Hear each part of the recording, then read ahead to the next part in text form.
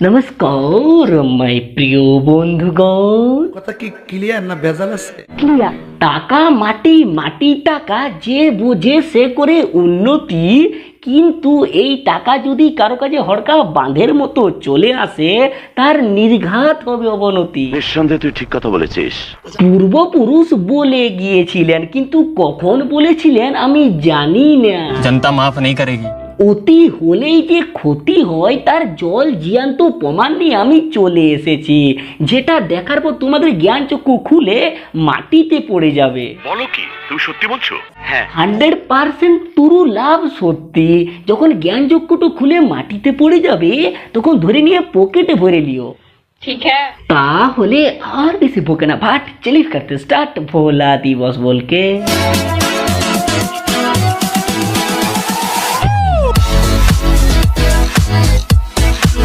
যাকে টার্গেট করে আমি তোমাদেরকে উদাহরণটি দিতে চলেছি, তার মুখমণ্ডলটা একবার মন ভরে দেখে নাও, কারণ দেখতে কিন্তু গজব আছে। যারা আমাকে জিজ্ঞাসা করছো যে আমি কেন লাইভে আসিনি আজকে, তাদেরকে বলে দিই যে আজকে খুব বৃষ্টি হচ্ছিল ওই টাইমটাই স্পেশালি, তো ওই জন্য আজকে লাইভ আসতে পারিনি। তো কালকে অবশ্যই লাইভ আসবো, আর যখন আসবো টাইমটা আমি জানিয়ে দেবো ফেসবুকে।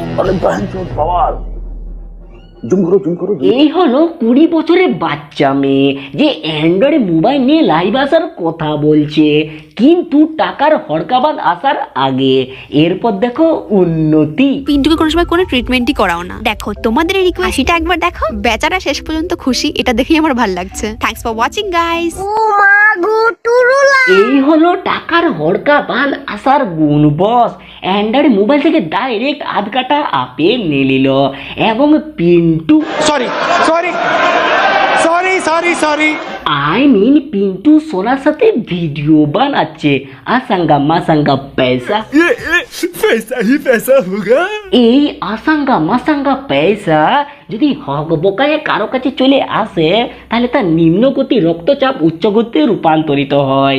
তখন সে বলে এইটা সকাল জানিয়ে গেছে যে আমার মুখ দেখালে ভিউজ আসবে, তাই জন্য সবাই আমার সোটিটা কাটতেছে।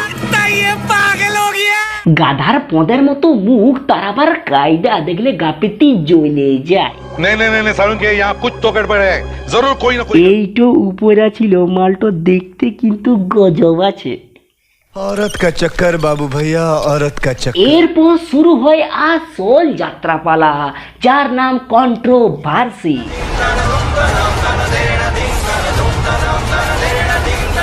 কথা বলার যা ঢং, মানে বুর্জ খালিফার এইটুকু ফেল করে দিচ্ছে।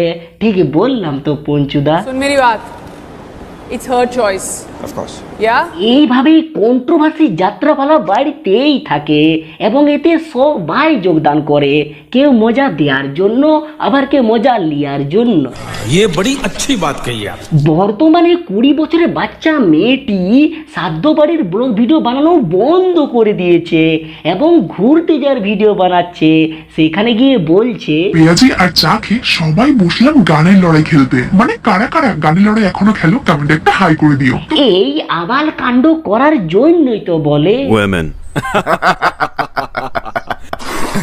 এই 20 বছরের বাচ্চা মেয়েটির মধ্যে এতগুলি ট্যালেন্ট থাকা সত্ত্বেও আর একটি ট্যালেন্ট আছে। কি? দেখো খাচ্ছে। রান্না করা ট্যালেন্ট। মাটন পকোড়া আমি জীবনে প্রথমবার বানাতে চলেছি আর টেস্ট করতে চলেছি। তো কিভাবে এটা বাড়িতে বানালাম, তো চলো শেয়ার করি। দর্শকগণ কণ্ঠ নাই দেখিবে, সর্বগুণ সম্পন্ন 20 বছরের বাচ্চা মেয়ে এইটি, বুঝলেন? সহি পকড়ে হ্যাঁ। বন্ধুগণ, যতই হোক কন্ট্রোভার্সি, তাতে নাই মাথা ব্যথা। যতই হোক কন্ট্রোভার্সি, তাতে নাই মাথা ব্যথা।